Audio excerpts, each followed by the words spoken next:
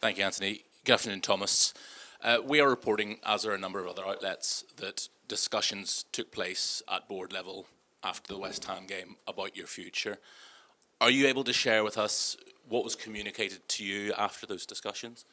I just been, how can you say, feeling the trust along the way. I've done that. I've said that every press meeting that there's backing and support. I had lunch with Nick and Vinay and Johan today, so all good. I know it's part of the, how can you say, the media circus, and the only focus I have is to do everything I can for us to win tomorrow against Dortmund. You say you've got the full trust of the board. You said the same after the defeat on Saturday. But you're a perceptive guy, you're an intelligent guy, you're only human. The relationship with the fans, do you ever think that's become so broken, so fractured, so irredeemable that you can't win the fans back around now? It's just gone too far. I think, as I say, from many times, I'll say it again, as long as we win football matches and make sure we do that, win enough of them, then how can I say, everyone will support us. And I think it's not about me, it's about supporting Xavi, supporting the team, supporting the players. And you can say we're playing a game tomorrow against a very good German side, and we are, I can say, a little bit limited with the players available for the game. So we basically have 11 players of our outfield players available for the game, of a normal first team players. One of them is Xavi, that the guy who was out there didn't train today because that was a bad tackle for me from Bowen. Not that Bowen is a bad guy, I want to do anything intentional. Bad tackle from behind that injured his ankles. He has a swollen ankle but because he's so strong mental, he will play through pain tomorrow. So that's big credit, of course, to Xavi. And by the way, when we are there, I can't understand why that's not a red card, when a red card is when he accidentally put his foot on Van Dijk. Anyway, that's a bigger discussion. So we have 11 players available. And we maybe have 3 players that need to push massively to get through 90 minutes physically. So that's why we need everyone to support us. And we need everyone to support us from minute one. All of us, especially the team, especially the players, especially if it's not going too well, need supporters. Because if we do get that support, everything can happen. And magic can happen. And we have a good opportunity tomorrow, and we go all in for it. Can I just press you on, do you think you personally can still win the fans back around? Yeah, I'm not in doubt of that. I think you can say in this game, you always you need to show resilience. And listen to some interesting thing the other day where the 3 biggest things in showing resilience is 1, you have good values. I see myself as a guy that have pretty good values. 2, reality. And reality is 1 in 5 normally don't like you, no matter what you do. 1 in 5 love you, no matter what you do. Both of them probably biased either way, too much. Then there's the 3 in 5, that if you behave well, respectful, show integrity, do your best, normally they're swayed. So no matter what you do, reality, someone will not like you. So, but I keep doing what I do, what I believe in.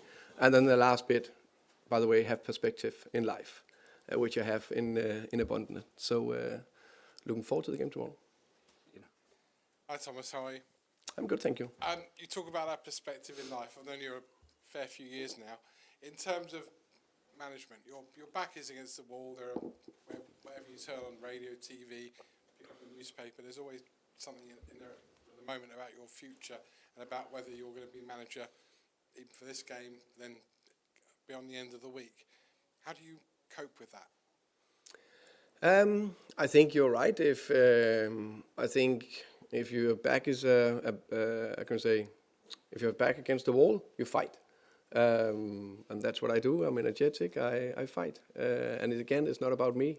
We need to win football matches, and we need to win football matches together, and that's what it's all about. And we planned well. We are ready. We are focused for the game tomorrow, and the players look good. Xavi, to you, a couple of two-pronged questions. First of all, how much do you, the players, feel you owe it to the manager tomorrow to go out and give a performance and win? And how much does all the uncertainty about the manager put more pressure on you? No, yeah. At the end, I would say this is the highest level of football, and as we know as a group, we have to stick together. It's not only the coaches; it's the whole club, I would say, and that's the most important thing. In football, we're playing every 2-3 days, and we have to stick together and to go on. And tomorrow we have another opportunity to win that. Hi there, Thomas. You've got to make a decision today, I think, between Dominic Solanke and Matisse Tell and who goes into your squad. First off, have you made that decision? The French media seem to be suggesting that maybe Matisse has come back out again. And if you have chosen Dom, does that suggest that he's fit enough to start? Yeah, I made the decision. That was not a nice decision to have to make. Unfortunately, that's football, so you have to make a decision. And the way the rules are, the only option was either Dom or Matty in the squad, and I chose Dom because I think Matty have done very well the last couple of games, and that's the crazy thing. If I could pick, how can you say, from all the players that is fit, actually, he would start tomorrow.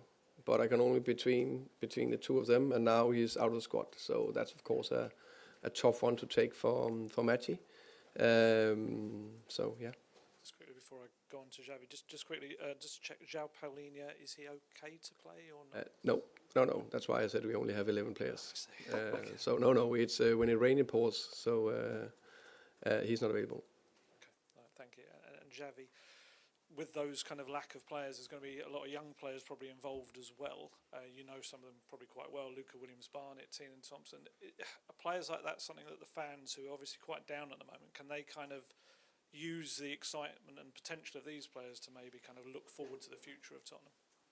Yeah, I would say even me, I'm still young, but you can see the younger guys coming up and training every day with us. The excitement that they have and the willing to play the game is immense. But I would say obviously we have to do our job, and at the end, if one of them come into pitch, will be no age, no young guys. It will be football, and I think they are all ready. So that's something nice. George. Xavi, hello. Sorry, can you just explain what's going on from a player's perspective about why you're struggling to win at home? Yeah, if I had the answer, I'm willing to say to you. But this is football. You have to deal with situations in life that maybe at the moment you have not the right answer. But the only thing that we can do is stick together, coming back every day to the training ground, working hard, and even working more hard. That's maybe the answer. And obviously, I can understand the fans, the frustration a little bit, but I can say with certainty that we are trying to turn that around. Thank you. Thomas, just in terms of, you're saying you're having conversations with those above you, what are you saying to them about the problems that's happening with this team? Because you've always said it's not a quick fix here. So what are you explaining to those above you about how you are going to turn it round? And is it simply as you haven't got Kulusevski, you haven't had Solanke? What are the reasons for what's going on in this run of form? Yeah, I think it's always football is very simple, but also a little bit complex. There's many moving parts, so the thing is, we can see we lost 4 of the last 7, all with 1 goal. All games where we could have got more out of it, with a little bit margins dropping our way. I think it's said it a few times that, especially the Bournemouth and the West Ham game, I think we could have won it, and we looked the winning team, and then we would have different stories sitting here today. Liverpool just said, freak action, caused a red card, and then suddenly it's a little bit uphill, even though we did a lot of good things. So I think it's about keeping the noise out, stay calm, carry on, look at the performances, look if the players are still running, they're running hard. I think it's a big thing. The last 3 games where we are down at halftime, how they come out and respond, I think it's a massive thing. And they responded fantastic, and we should have got more out of it. Sometimes it's just football that happens, and you are in that spell, and you all search for answers. You ask me for answers, Xavi for answers. It's not like Why are we not scoring? Why is it not dropping for us? Why are we not putting to the top corner? Why is that sometimes a little bit you're in that spell where it's not going your way? That's part of it. Are you still working hard? Are you still trying hard? Are you still believing? Which I see signs of clearly in every game. And then, of course, I think even the best coach in the world, Pep Guardiola, say, I'm nothing without my players. I'm nothing without the best players available. I think it's fair to say they haven't been available enough at the same time the whole season, which makes it a little bit more tricky. But hey, no problem. I'm happy to take the blame as long as everyone support the players. Thomas, hello. In 2020, a fresh new Premier League manager took over at Arsenal, and he was under a lot of pressure in his first season, Mikel Arteta. And during lockdown, it's the common belief of most journalists here that if the fans had been in the stadium, he may not have survived that first season because of the fans and how they may have vocalised when he was trying to get his message across, when the players said he was doing well in getting his message across, and when he was being backed by the board. The vocality of the players outside of the ground, we believe that if they'd been in, would maybe have made it very difficult. How important is it that fans know that you're only early into this spell, you're playing midweek games in the Champions League, you're still trying to change from a very diverse nature of Ange Ball back to something certainly not conservative and pragmatic the way that you play, but a new system to set up to have those big occasions that we've seen at home in the Champions League? That was a big question. So what do you want me to answer? Sorry. Even Mikel Arteta came under a lot of pressure from his fans, and the belief is among journalists that if fans have been in the stadium, gotcha. they may have given the board a decision. Of course, I think the fans is crucial. Of course, I don't see any club performing well without the fans are supporting and helping and do everything they can. And it's fair that it's not been smooth and it's not been as fluid as we want to, and a little bit too much up and down. And then, unfortunately, it's a result business and a lot of emotions in this as well. But I think there's a lot of signs it's going right way. And then, of course, when it's a little bit tricky to play every third, fourth day, that makes it more difficult. But we still need to find a way to get over the line. And I think we're much closer than we think, and we just need to keep going. What's your message to the fans from how far you believe you are from getting the regular performances out of your team that we saw at Brentford? Yeah, but I will actually refer to the last 7 games. I think they have been quite regularly in the right direction.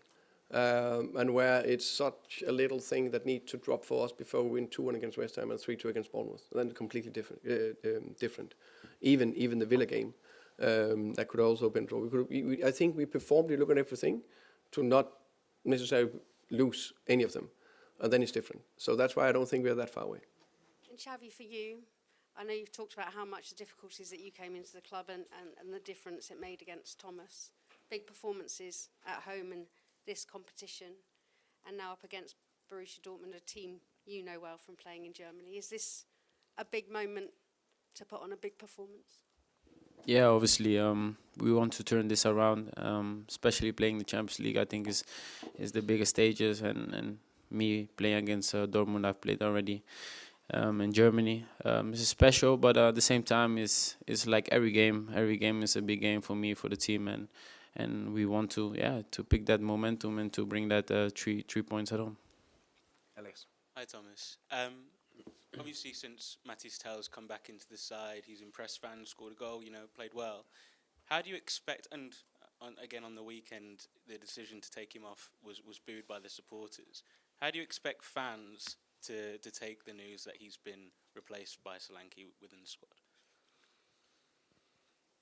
I don't know. I hope people understand it's not a straightforward decision. It's him or Dom in the team tomorrow, and it's Mathys that has done well, or it's Dom that has been how can you say, the main striker experience a voice that's also with his experience more likely also can give a little bit more to everyone else if it's a little bit tough. So that's a decision, and I made a decision, and I believe, of course, it's the right decision, and that's what I've went with. And one for Xavi. Obviously, you've experienced elite football environments all over your young career in Spain, Germany, France, Netherlands. What have you made of Spurs and the environment here and the environment that you've come into when you can, I suppose, compare it to a lot of those elite environments that you spent time in previously? Yeah, at the end, I think it's not fair to compare every club. Every situation is different. Every manager is different. Every place is different. And me, I'm now here. I'm really happy to be here. Obviously, this is the situation we are into. For me, especially as well. At the start was not the right. Was not in the right position or mood, I would say. But now I feel really good together with the team, and we're trying to change this. Yeah. John. Hi, Thomas. You mentioned about being up for the fight and you're ready for the fight.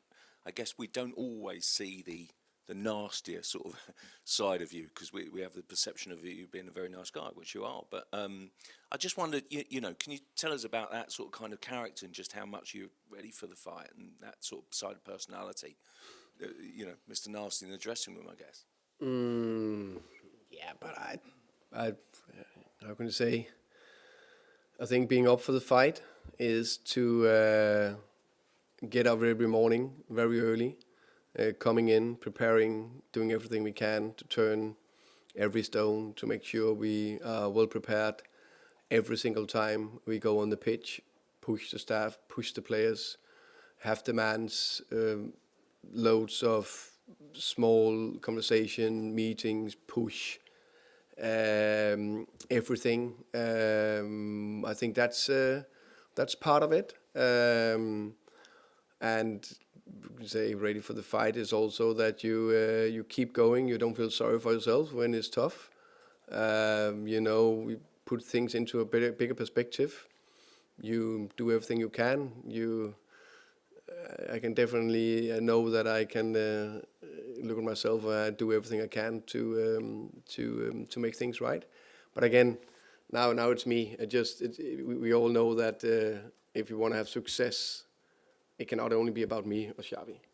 It's about 25 players, me, a whole staff, ownership, leadership. So I know I'm a little bit the man in the middle at the moment. Fair enough, no problem. I'm more than happy to take all the blame, as long as they protect the players and they back the players, everyone, including fans and journalists. So I just keep doing what I'm doing, and I'm not in doubt that's the right thing. I'm not in doubt that will turn. Of course, we need to win more football matches. So, yeah. And just the fans, going back to the fans tomorrow night. I mean, your place in the qualification isn't yet secure. So how important against really dominant, experienced opposition tomorrow night is that support, that unwavering, that you don't bring the toxic atmosphere that is positive, that is behind the team? But it is crucial. I completely understand the emotion in football and how it means for every fan that is involved. I completely understand that. But I also really understand how it is when people walking out on that pitch. The more they feel the energy and the support, no matter what, the better they perform.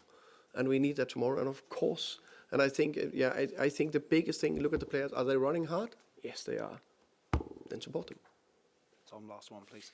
Hi, Thomas. We all know what a difficult game this is going to be, even if you had a full squad. And you mentioned 11 outfield players. You also said that you had lunch with Vinay, Johan, and Nick Pusha earlier today. Yeah. Did they give you any clarity or any assurances that if it doesn't go the way you want tomorrow night, about what the future holds?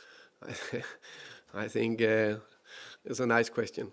I haven't heard any situation like that in football where I say, hey mate, if you win tomorrow, no problem. If you lose tomorrow, no problem. We had a good conversation about life and football, the future of the club, everything normal like you do. of course, there's a little bit, how can you say, stormy weather out there. I just think it's an extremely good sign, because normally people are running away if there's bad news or bad weather coming. They're normally not coming in and being friendly for lunch. And Javi, first of all, how's the pain in your ankle? Yeah, it was a big impact, but it's getting better. And you're playing through the pain barrier for this game. How much does that show that you and the players are fighting for this manager? Yeah, I think everyone wants to win, not only the coach, but the players as well. And we want to change this. Especially me, I'm a guy. I'm willing to give everything to win. And obviously, if I had really pain, then I wouldn't play. But it's now a situation that I can handle myself as well, even though I have a little bit of pain. But I want to play the game. I want to help the team and to grow into that. Yeah. Thank you very much. Thank you, guys. Thank you. Be nice to have a little bit.